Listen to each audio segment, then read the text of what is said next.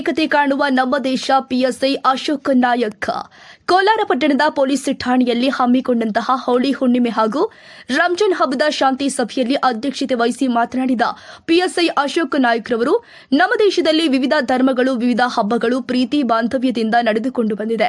ಹೀಗಾಗಿ ನಮ್ಮ ದೇಶ ವೈವಿಧ್ಯತೆಯಲ್ಲಿ ಏಕತೆ ಕಾಣುವ ದೇಶ. ಎಲ್ಲರೂ ಒಟ್ಟಾಗಿ ಕೋಮು ಸೌಹಾರ್ದತೆಯಿಂದ ಹಬ್ಬ ಹರಿದಿನಗಳು ಆಚರಿಸುತ್ತಾ ಬಾಳ್ಬೇಕು ಅಂತ ಈ ಸಂದರ್ಭದಲ್ಲಿ ಹೇಳಿದ್ದಾರೆ. ಮತ್ತು ಯಾವುದೇ ಅಹಿತಕರ ಘಟನೆ ನಡೆಯದಂತೆ ಎಲ್ಲರೂ ಕೂಡ ಕೂಡಿಕೊಂಡು ಹಬ್ಬ ಆಚರಿಸಬೇಕು ಮತ್ತು ಕಿಡಿಗೇಡಿಗಳು ಯಾವುದೇ ತರಹದ ಘಟನೆ ಮಾಡಿದ್ರೆ ನಿರ್ದಾಕ್ಷಿಣ್ಯವಾಗಿ ಕಾನೂನು ಮುಖಾಂತರ ಕ್ರಮ ತೆಗೆದುಕೊಳ್ಳಲಾಗುತ್ತೆ ಎಂದಿದ್ದಾರೆ.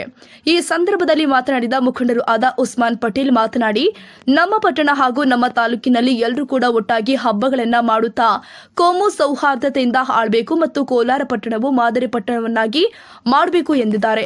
ಈ ಸಂದರ್ಭದಲ್ಲಿ ವಿಜಯಪುರ ಜಿಲ್ಲೆಯ ಎಐಎಂಐಎಂ ಜಿಲ್ಲಾಧ್ಯಕ್ಷರು ಆದ ಅಲ್ಲಾ ಭಕ್ಷ ಬಿಜಾಪುರ ಮಾತನಾಡಿ, ನಮ್ಮ ದೇಶದಲ್ಲಿ ಬಹುಧರ್ಮೀಯರು ಬಹು ಭಾಷೆ ಉಳ್ಳ ಬಹು ಆಚರಣೆ ಹಬ್ಬಗಳು ಪ್ರೀತಿ ಬಾಂಧವ್ಯದಿಂದ ಆಚರಣೆ ನಡೆದುಕೊಂಡು ಬಂದಿದೆ. ಹೀಗಾಗಿ ನಮ್ಮ ದೇಶದಲ್ಲಿ ಎಲ್ಲ ಹಿಂದೂ ಮುಸ್ಲಿಮರು ಪರಸ್ಪರ ಹಬ್ಬಗಳನ್ನು ಆಚರಣೆ ಮಾಡಿಕೊಂಡು ಯಾವುದೇ ಕಪ್ಪು ಚುಕ್ಕೆ ಬಾರದಂತೆ ಎಲ್ಲಾ ಹಬ್ಬಗಳನ್ನು ಆಚರಣೆ ಮಾಡೋಣ ಅಂತ ಹೇಳಿದ್ದಾರೆ.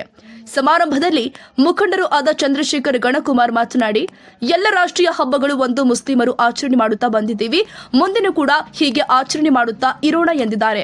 ಮತ್ತು ಯಾರೇ ಕೆಲವು ಕಿಡಿಗೇಡಿಗಳಿಂದ ಯಾವುದೇ ತಪ್ಪು ನಡೆಯದಂತೆ ಎರಡು ಕೋಮಿನ ಮುಖಂಡರು ಬೈದು ಬುದ್ಧಿ ಹೇಳಬೇಕು ಎಂದಿದ್ದಾರೆ. ಮತ್ತು ಎಲ್ಲರೂ ಕೂಡ ಪರಸ್ಪರ ಪ್ರೀತಿ ಬಾಂಧವ್ಯದಿಂದ ಹಬ್ಬಗಳನ್ನು ಆಚರಣೆ ಮಾಡೋಣ ಎಂದಿದ್ದಾರೆ.